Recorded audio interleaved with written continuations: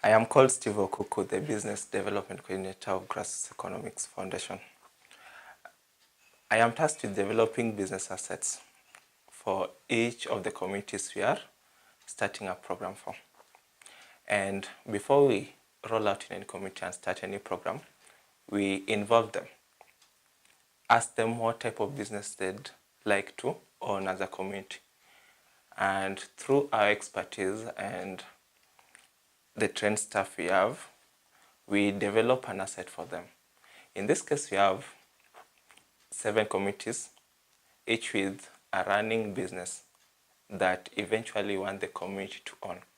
The amount of profits we make are intended to back up the community currencies used within these communities. As a wholesale shop, we have employees, and each wholesale shop has at least 2 employees.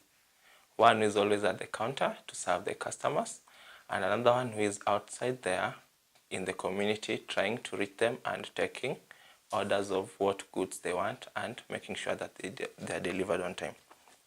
So as grassroots economics, we intend to increase the trade volumes of individual retailers in each community we are working with. And through the wholesale shop business we're carrying out in these shops, that's being achieved because we are serving so many retailers who are buying from our shop and accepting community currency at full value. When I accept part of it in community currency, it's a guarantee that I'll end up spending it back in the community. As grassroots economics, we believe that the importance of money or the real effect of money can only be felt when it's changing hands fast, when it's moving. And we have developed a very good system with the shops to make sure that this money is not held at one point.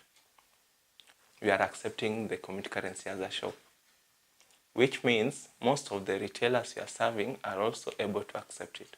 And if every retail shop in a community is accepting it, that means that any service provider will be able to accept it as a form of payment. So for any person who would like to start the project of community currency in any community, my suggestion would be have a very good plan on how you'll increase the trust in this community currency. And you increase trust by making people aware that they can always spend it. As grassroots, we're increasing trust by having shops, grassroots shops, that are accepting it at full value. And when grassroots accepts at full value, there's always a reference. People can see our office, people can see a very good shop that's operating. It encourages even more retailers to accept it because they can always spend it back at the shop. Being able to create that trust is a very good step towards having a very successful community currency in every community. And that's what I'd advise anyone who is planning to roll out in any community. Always be ready to figure out how best to make this currency flow. Hello, my name is Ruth Mwangi. I work with Grassroots Economics Foundation as the program director. Grassroots Economics Foundation has 3 directors. It has the founder, it has the programs director, and it also has the special programs and environmental director. The founder focuses on fundraising of the organization and the strategic management of the organization, forecasting and ensuring that we are staying within our vision. The program director, the work of the programs director is to ensure that the management of all program sites is done well. And then the work of the special programs and environmental director is to liaise with the government, so liaison with the government, public relations, and also starting some environmental projects as well. Grassroots Economics Foundation also has coordinators. We are situated in two different counties, Nairobi and Mombasa, or what you would call municipalities. So we're in Nairobi City and Mombasa City, and we have a Nairobi coordinator and a Mombasa coordinator.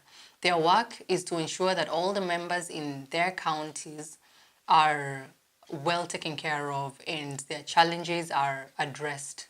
And we use an open data kit, an open source to help us. It's called the ODK, to help us monitor and evaluate the usage of our community currencies, also the feelings of our members. Do they enjoy using these community currencies? What challenges are they going through? And it helps, once we analyze that data, it helps us realize where the challenges are and helps us address these challenges. We have two coordinators, one in Nairobi County and the other one in Mombasa County. Their work is to ensure that our members feel comfortable using the community currency. So they go around visiting all our members, sometimes in cluster groups, addressing any challenge they would have, but also using an open data kit to monitor the usage of the currency itself. These coordinators also have volunteers and also field workers who would come in once in a while to help them do things like baseline surveys or carry out events such as community cleanups or market days once in a while. So that is in a nutshell the structure of our organization. Some tips I would give for anyone who would want to start community currencies. I would say number one, start with one community at a time, regardless of the amount of resources or funding you have.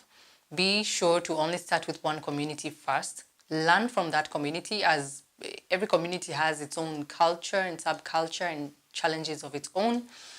Then use those learnings to start another community currency in a different community, and readjust, restructure anything you need to restructure from there. Another tip I would give to anyone who wants to start community currencies is to ensure that you involve the users of the community currencies in every step of the way from the design stage. If you're using the paper currency, ensure you involve them in the design of the artwork of the community currency. Communicate with them fully from the first stage to the last stage to the usage. This will ensure that, they feel a lot of ownership when they're using the community currency.